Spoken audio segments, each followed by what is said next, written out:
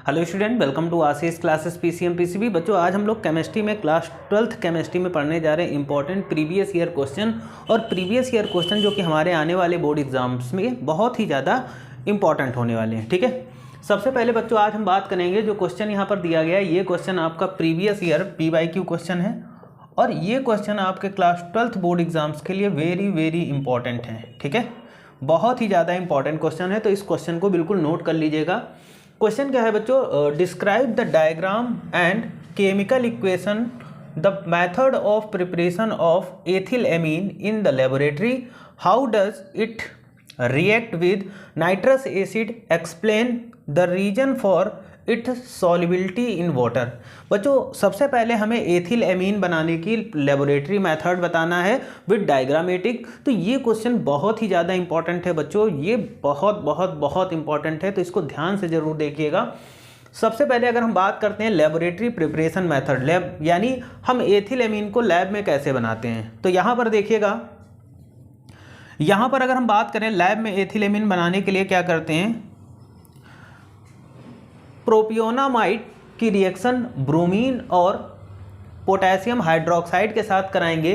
जब प्रोपियोनामाइड ब्रोमीन और potassium hydroxide के साथ रिएक्शन करेगा तो प्रोडक्ट बनता है बच्चों ethyl amine, potassium carbonate, potassium bromide और वाटर बनता है। ठीक है, ये तो हो गई लेबोरेटरी रिएक्शन। अब इसको लैब में हम बनाते कैसे हैं, तो उस चीज़ को हम लोग डायग्राम के थ्रू समझेंगे। छोटा सा डायग्राम बनाया हमने समझने के लिए। इसमें क्या होता है कि बच्चों एक हम गोल पेंदी का ये फ्लास्क ले लेते हैं। ठीक है, एथिल एमीन बनाने के लिए हम क्या करेंगे, एक गोल पेंदी का फ्लास्क ले लेंगे, राउंड शेप फ्लास्क ले लेंगे बच्चों। और इस राउंड शेप फ्लास्क को हम क्या करते हैं, एक स्टैंड के थ्रू इस तरीके से रख देते हैं। ठीक, और जो राउंड फ्लास्क होता है उसको हम वाटर बाथ में रखते हैं। ठीक है, वाटर बाथ में रखते हैं। नीचे क्या करते हैं, नीचे हम एक बर्नर लगा देते हैं और उस बर्नर का काम क्या होता है कि ये इस फ्लास्क को गर्म करने में हेल्प करता है। ठीक है, चीज़ें समझ में आ रही होंगी। तो हमने ऐसे इस तरीके का डायग्राम होता है, क्या ले लेंगे, एक राउंड शेप का फ्लास्क ले लेंगे, उसको वाटर बाथ में रख देंगे और स्टैंड से उसको इस तरीके से फिट कर देंगे, नीचे बर्नर लगा देंगे और वाटर बाथ में क्या करेंगे, पानी को फिल कर देंगे। ठीक, अब देखो हम क्या करेंगे, ये जो राउंड फ्लास्क है इस फ्लास्क के अंदर यहाँ पर, ठीक है, क्या ले लेते हैं, ब्रोमीन और क्या ले लेंगे, प्रोपियोनामाइड ले लेंगे। क्या ले लेते हैं इसमें, ब्रोमीन और प्रोपियोनामाइड। और यहाँ पर 10% पोटेशियम हाइड्रोक्साइड जो कि थिसल फनेल के अंदर भर देते हैं, जो कि धीरे धीरे यहाँ पर नीचे की ओर आता रहता है। ठीक, ये मिक्सचर तब तक हम इसको स्ट्रेट कराते हैं जब तक ये येलो ना हो जाए। ठीक, अब देखो यहाँ से क्या आएगा, 10% जो हमारा पोटेशियम हाइड्रोक्साइड नीचे आएगा। यहाँ पर इस फ्लास्क के अंदर क्या होगा, ब्रोमीन और प्रोपियोनामाइड का मिक्सचर होगा। तो बच्चों ये तीनों जब आपस में मिलेंगे और हम इसको क्या करेंगे, हीट करेंगे, गर्म करेंगे।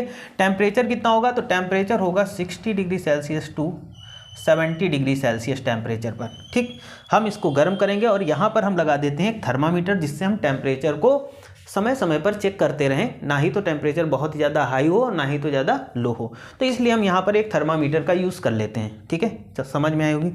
तो जैसे हम बर्नर ऑन करेंगे यहाँ पर क्या होगा, ये वाटर बाथ गर्म होगा और वाटर बाथ गर्म होगा तो फिर क्या होगा कि ये फ्लास्क गर्म होगा और फ्लास्क जब गर्म होगा तो अंदर ब्रोमीन, प्रोपियोनामाइड और पोटेशियम हाइड्रोक्साइड का सोल्यूशन का जो मिक्सचर होगा वो भी क्या होगा बच्चों, वो भी हीट होगा।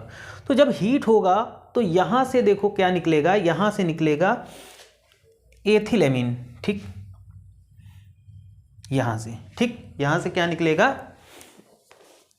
ठीक है, ठीक, एथिल एमीन निकलेगा। ठीक है, अब ये एथिल एमीन यहाँ से जो जाएगा वो बहुत ही ज़्यादा गर्म होगा।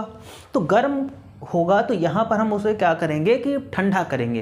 तो ठंडा करने के लिए यहाँ पर क्या लगा देते हैं बच्चों, यहाँ पर कंडेंसर लगा देते हैं। अब कंडेंसर कैसे इनको ठंडा करेगा, तो बच्चों यहाँ से क्या होगा, कंडेंसर में एक साइड से बिल्कुल पानी हम लोग भेजते हैं अंदर की ओर, ठंडा पानी। ठीक, तो ये क्या होता है और दूसरी साइड से पानी निकल जाता है ना।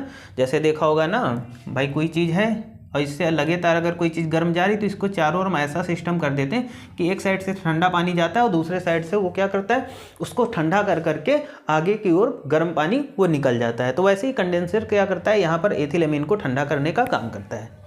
अब देखो यहाँ पर क्या होगा कि जो एथिलेमीन होगा वो एथिलेमीन कहाँ पर जाएगा, ये एक यहाँ पर रिसीवर रखा हुआ है और रिसीवर में क्या होगा, रिसीवर में पहले से होगा हमारा हाइड्रोक्लोरिक एसिड। क्या होगा, हाइड्रोक्लोरिक एसिड होगा।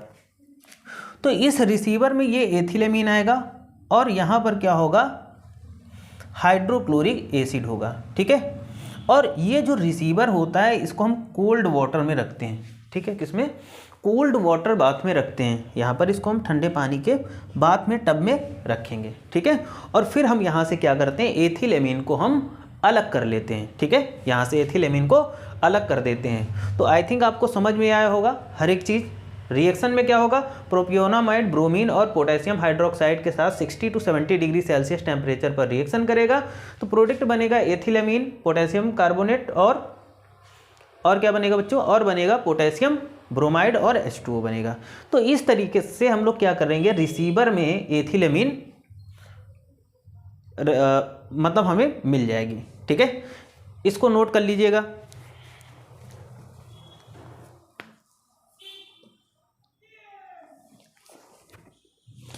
ठीक है, अब देखो यहाँ पर क्या होता है कि इसकी हम KOH के साथ में रिएक्शन कराते हैं, डाइल्यूट KOH के साथ में। डाइल्यूट KOH के साथ में जब यहाँ पर रिएक्ट करेगा तो हमें क्या मिल जाता है, हमें एथिलेमीन मिल जाएगा। ये चीज़ समझ में आई होगी। ठीक, अब बच्चों यहाँ पर पूछा गया है कि रिएक्शन विद नाइट्रस एसिड, यानी अगर एथिलेमीन नाइट्रस एसिड के साथ रिएक्शन करेगा तो क्या बनेगा। तो बच्चों अगर हम एथिलेमीन की बात करते हैं तो ethylamine reacted with nitrous acid to form ethyl alcohol, क्या बनेगा, एथिल एल्कोहल, H2O और नाइट्रोजन गैस, ये चीज़ें यहाँ पर बनेगी। तो main product is ethyl alcohol. वहीं पर हम बात करेंगे सॉल्बिलिटी इन वाटर, क्या एथिलेमीन वाटर में सॉल्बिल है तो इट इज सॉल्बिल इन वाटर, ये वाटर में क्या है, सॉल्बिल होती है ना। तो देखो यहाँ पर जो एथिलेमीन है अगर वो वाटर के साथ रिएक्शन करेगी, जैसे भाई ये वाटर में सॉल्बिल है तो जैसे ही वाटर के कांटेक्ट में आएगी तो ये वाटर में सॉल्बिल हो जाएगी। तो जब सॉल्बिल हो जाएगी तो क्या बनेगा, यहाँ पर जो प्रोडक्ट बनेगा वो ethyl ammonium hydroxide, ethyl ammonium hydroxide बनेगा बच्चों। तो ये क्वेश्चन आपके बोर्ड एग्जाम 2024 है ना के लिए वेरी वेरी इंपॉर्टेंट है, बहुत इंपॉर्टेंट क्वेश्चन है बच्चों। इस क्वेश्चन को बहुत ही अच्छे से आप प्रिपेयर कर लीजिएगा। ठीक है, और चैनल पे अगर आप नए हैं तो चैनल को सब्सक्राइब करिएगा, वीडियो को जितना हो सके लाइक और शेयर करिएगा। आज की क्लास में इतना ही रखते हैं। Thank you for this class.